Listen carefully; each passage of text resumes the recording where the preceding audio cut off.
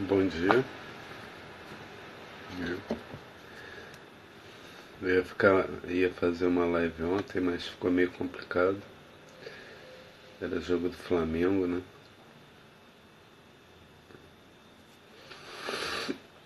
Então, estavam rolando muitos fogos aí, não ia ter como. O som ia ficar muito prejudicado. Então, essa live é que eu anunciei para ontem, sobre origens da matemática. O que eu vou expor aqui é a tese de um matemático, também historiador da matemática, o Abraham Seidenberg. Ele é um cara de álgebra que escrevia sobre história da matemática. E a linha dele é a seguinte: ele escreveu uma série de artigos sobre origens rituais, ou da contagem, ou da geometria. Ele tem umas teorias interessantes a respeito de origem da contagem. Então a tese dele é que a matemática teve uma origem ritual. Tem um.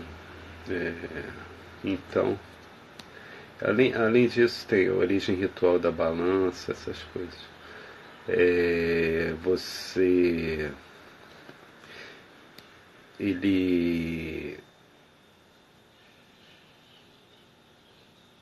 procura procura relacionar os rituais com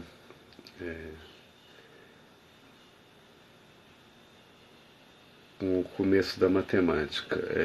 Ele se baseia em uma série de antropólogos, como Arthur Hurkacz.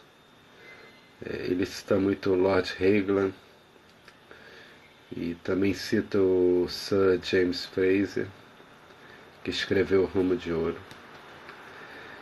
E é um pessoal que, antes do René Girard, começou a falar de rituais sacrificiais, né? Então, a primeira tese dele é que existia um ritual básico, né? A primeira tese em que ele se baseia é que existia um ritual básico, ritual de criação, né? E de tempos em tempos o pessoal encenava para renovar o mundo, né? O mundo social, né?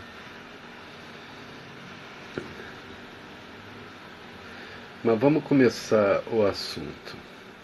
Já dito mais ou menos quem é o Seidenberg, né? Que é de quem eu vou expor a tese e mais ou menos a linha dele, né? Vamos começar. Ele começa o artigo dele, Origens da Matemática, falando de duas tradições. Uma seria a tradição algébrica, outra a tradição geométrica. Ele começa mostrando isso mais ou menos no ensino atual, né? A tradição algébrica estaria relacionada com. Ela teria um certo estilo. Você resolve equações, né? Você sempre está tentando computar valores, resolver equações. Você segue procedimentos tem um procedimento para resolver determinadas equações e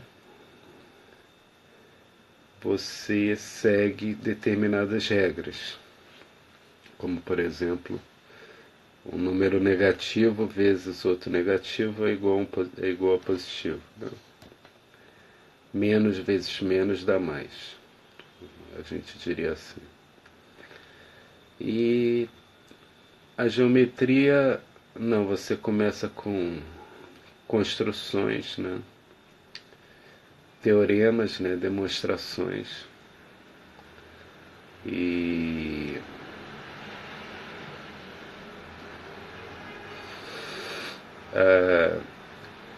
essas duas traduções aparecem, né? Separadas no ensino. Mas aí ele fala o seguinte, onde se considera que começou a matemática? Né? Considera-se que começou na Grécia.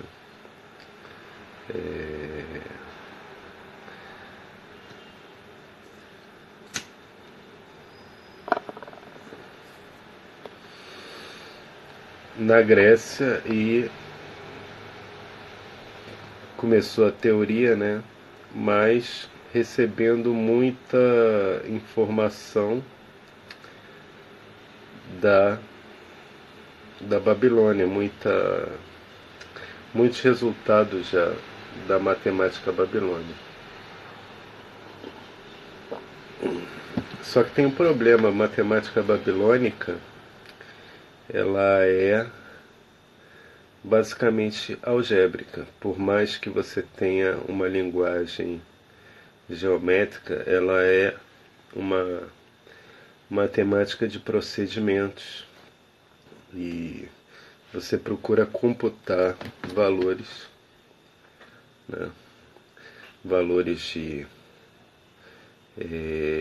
largura, né? Área,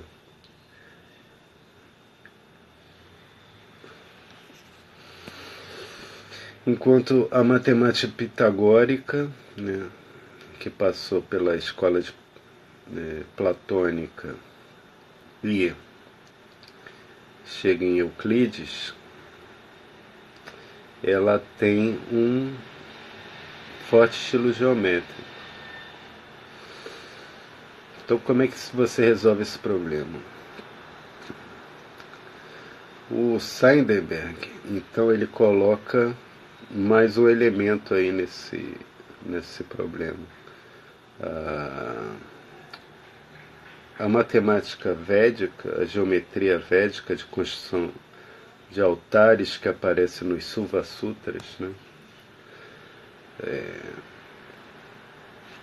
Ela é muito parecida com a geometria grega. Inclusive tem alguns problemas equivalentes, né? Como o problema de duplicação de altares. E o estilo não se parece em nada com o da Babilônia. Apesar de o pessoal, por isso mesmo houve durante o século passado uma discussão se os elementos de Euclides teriam uma espécie de álgebra geométrica, porque acreditavam que teve uma origem babilônica e na Babilônia praticavam a tradição algébrica, o modo algébrico, o estilo algébrico de resolver problemas. Havia muitos problemas análogos também, né? Problemas, por exemplo, se você sabe a área do retângulo e o perímetro, quais seriam os lados? Ou se você sabe a diagonal e o perímetro, quais seriam os lados?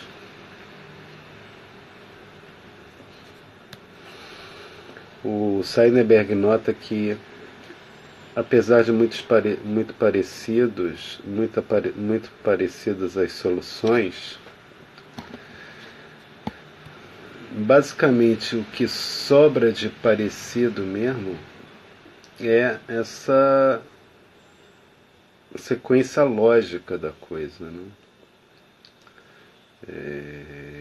Por exemplo, você vai resolver um problema desse tipo ou por um procedimento de resolução de equações, né? Ou você vai fazer de forma construtiva, você vai construir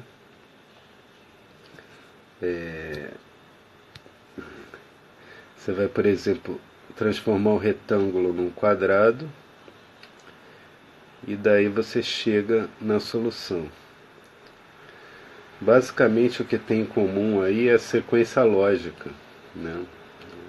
O estilo é completamente diferente.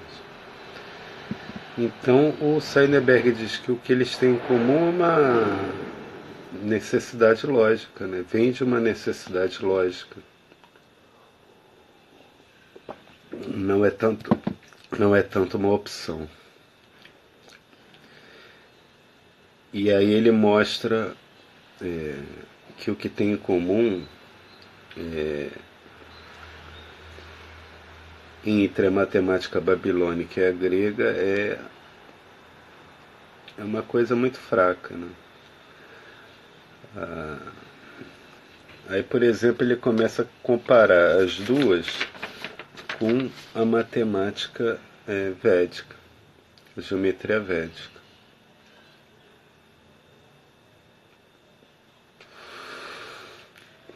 O que tem em comum entre a geometria babilônica e a védica, por exemplo? Na geometria védica você encontra também procedimentos algébricos.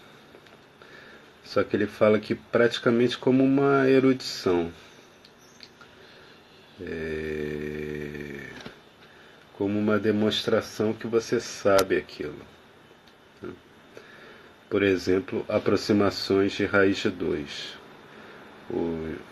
Aparece no Suva Sutras, raiz de 2 igual a 1 mais 1 terço, mais 1 sobre 12, e mais um determinado valor, 1 sobre um número maior ainda, né? Que aí vai dar 1 sobre ele, vai dar bem pequeno, mas começa a aproximar a raiz de 2. Isso não aparece tendo nenhuma aplicação, né? É mais ou menos uma erudição. Então você vê que aparece na geometria védica já a tradição algébrica, só que meio que descolada um pouco da prática.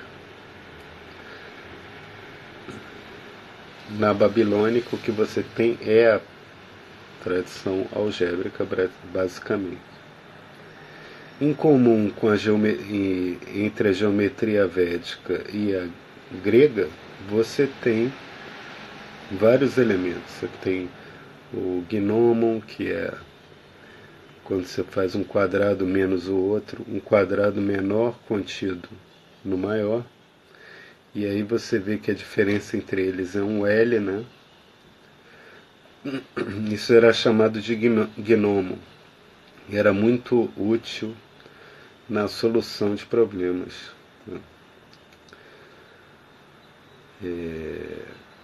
Eles tinham em comum esses elementos.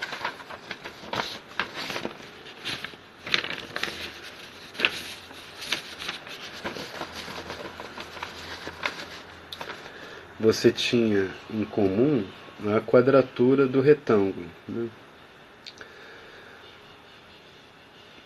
E uma série de problemas geométricos. Então ele argumenta ou a geometria védica, que é a fonte das duas tradições,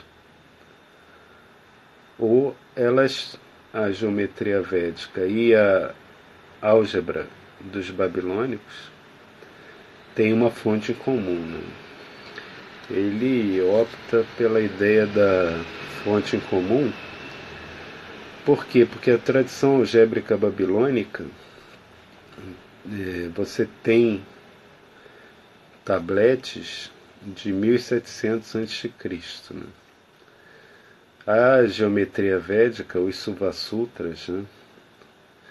O pessoal dá a data de mais ou menos mais antigos, mais ou menos 500, 600 a.C., né? Apesar de você ter uma sequência de documentos que é o seguinte: você tem os Samhitas, que são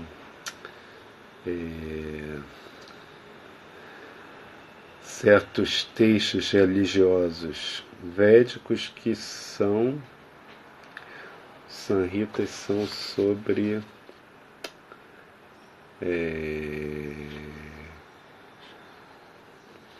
bom, esqueci sobre o que eles são, mas você tem os Brahmanas, que tem uma antiguidade anterior, bem antiga mesmo. Depois vem os Samhitas. Os Brahmanas falam dos hinos, né, se eu não me engano. E depois vem os Samhitas e depois vem os Suvasutras.